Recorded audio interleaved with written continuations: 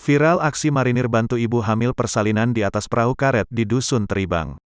Viral aksi seorang marinir bernama Letda Hengki Sutrisno setelah membantu seorang ibu hamil melakukan persalinan di atas perahu karet di Dusun Teribang, Desa Seberang Kapuas, Kecamatan Sekadau Hilir, Kabupaten Sekadau, Kalimantan Barat, pada Jumat, tanggal 19 November tahun 2021.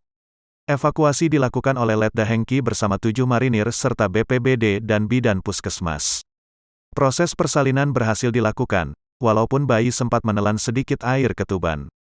Ibu yang menjalani persalinan di atas perahu karet diketahui bernama Febri, 21.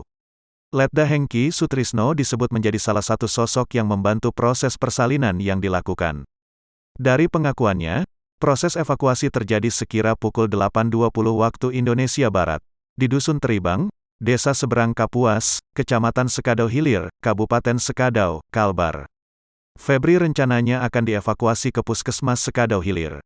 Kabar ibu muda yang hendak melahirkan itu disebut Hengki sudah diterima sebelumnya. Tapi ibu muda tersebut belum mau dievakuasi dan memilih bertahan di rumahnya. Hingga akhirnya, Febri pun menghubungi petugas untuk minta dilakukan evakuasi. Jangan lupa subscribe, share, komen, dan like ya!